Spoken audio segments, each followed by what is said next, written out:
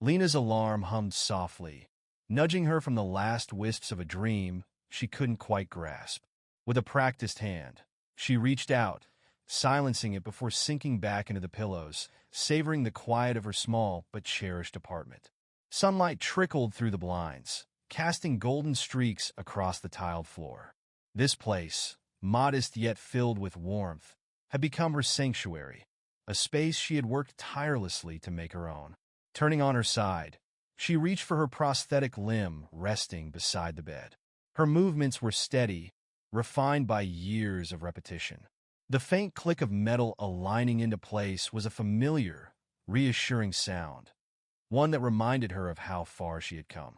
It had been 5 years since the accident. 5 years since the screech of tires, the shattering of glass, and the deafening silence that followed had changed her world forever. Losing both legs had forced her to rebuild her life piece by piece. And every morning, as she fastened her prosthetics, she reminded herself that surviving was a victory worth celebrating. Standing before her mirror, Lena took in her reflection. The sleek, polished prosthetics were proof of her strength, but they weren't what defined her. Her gaze lifted to her own face, her firm jaw, her steady brown eyes, the determination written in every feature. She was so much more than what she had lost. She was here. She was living. She pulled on a comfortable pair of jeans and a light sweater, her movements quick and effortless. Dressing had once been a frustrating task, but over time, she had perfected the art of choosing clothes that made her feel both comfortable and confident. Fashion had never been a priority before, but now she found joy in it, a small act of control in a life that had once felt uncertain. With a quick glance in the mirror, she grabbed her keys, slung her bag over her shoulder, and took a bite of toast before heading out the door. Her car, a customized hatchback fitted with hand controls, sat waiting in the driveway. Getting back behind the wheel after the accident had been one of the hardest things she had done. Fear had gripped her the first time she placed her hands on the controls, but now, driving was her freedom. Settling into the seat, she adjusted the settings and started the engine. The familiar hum of the car calmed her as she merged onto the quiet morning streets. Today wasn't a day for looking back. Today, she had plans that didn't involve the past or the future, just the simple joy of meeting friends at their usual cafe. The coffee shop was a cozy, welcoming space, filled with the comforting aroma of fresh-baked pastries and steaming espresso. Lena spotted her friends right away, their laughter carrying across the room. "Lena," called Ava, waving enthusiastically. "Over here." A grin spread across Lena's face as she rolled up to their table. "Like I'd missed this," she teased, settling into her spot. Time passed effortlessly, the hours melting away in a blur of shared stories and inside jokes. This was what mattered. These people, her found family, had stood by her through everything. They had seen her struggle, seen her fight, and never once had they let her forget she wasn't alone. By the time she left the cafe, the sun was high in the sky, casting long shadows across the pavement. Her heart felt lighter, lifted by the warmth of her friends' company. She slid back into her car, the echoes of their laughter still lingering in her mind. Then she saw the flashing lights. The sudden flicker of red and blue in her rearview mirror sent a chill down her spine. Her breath caught as she guided her car to the side of the road, her fingers tightening around the steering wheel. She hadn't been speeding. She hadn't broken any rules. So, why was she being stopped? A uniformed officer stepped out of the patrol car, walking toward her with measured steps. Lena rolled down the window, her pulse hammering in her ears. "Afternoon, ma'am," he said, his voice clipped. "I need you to step out of the vehicle." Lena blinked, confusion knotting in her stomach. I can't step out, officer. I have prosthetic legs." "I can't." "Step out of the vehicle," he interrupted, his gaze hardening. His voice carried an edge now, firm and unyielding. "I won't ask again." Panic coiled in Lena's chest. "I physically can't." She tried again, her voice shaking slightly. "I can show you my ID, my registration." But the officer wasn't listening.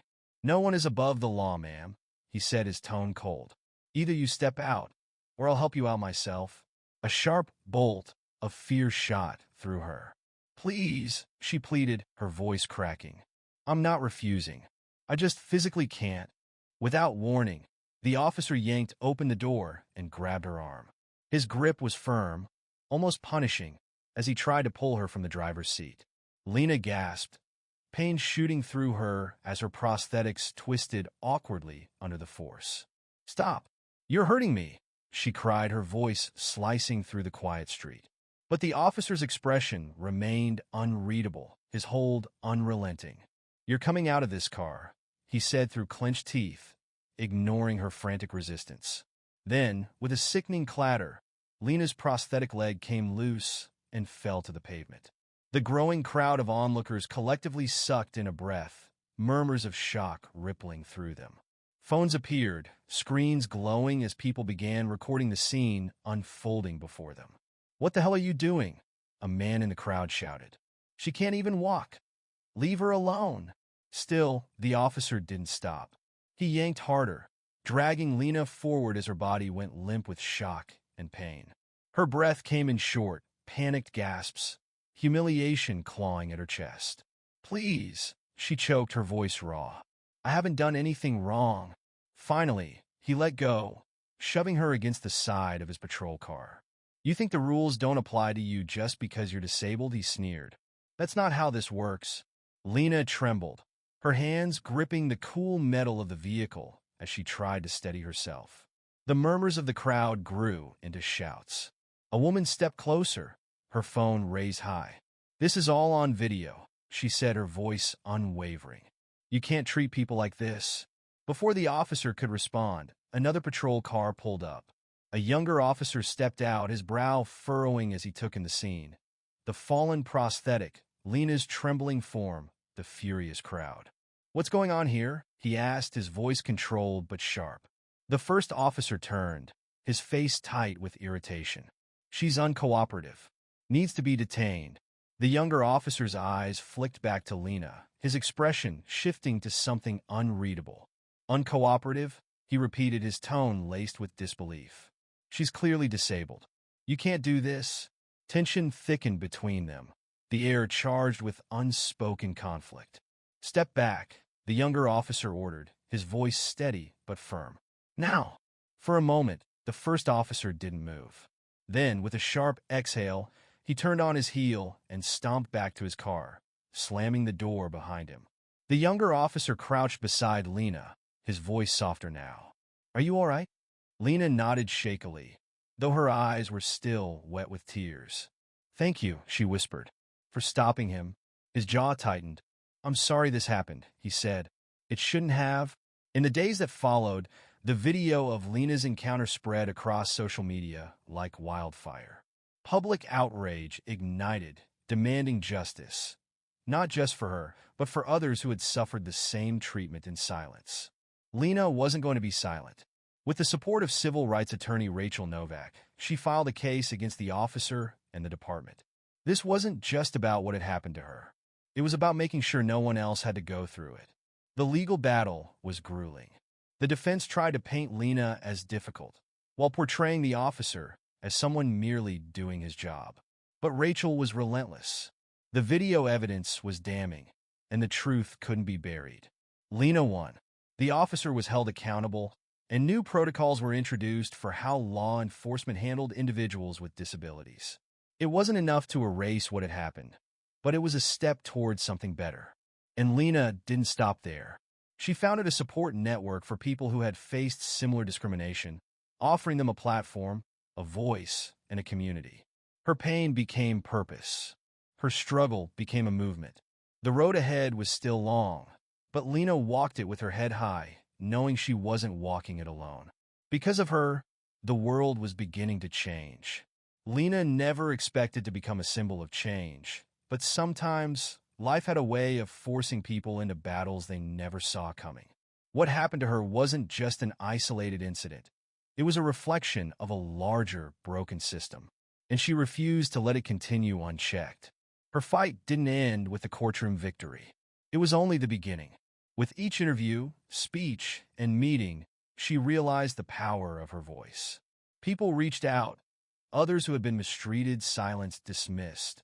Her story had given them courage, and their stories fueled her resolve. What started as a personal nightmare had transformed into a movement demanding accountability, justice, and respect for those who had been ignored for too long. The past would always be a part of her, but it no longer defined her. She wasn't just the woman from that viral video. She was an advocate, a leader, a force for change. As she stood before a crowd at a rally, microphone in hand, she took a deep breath.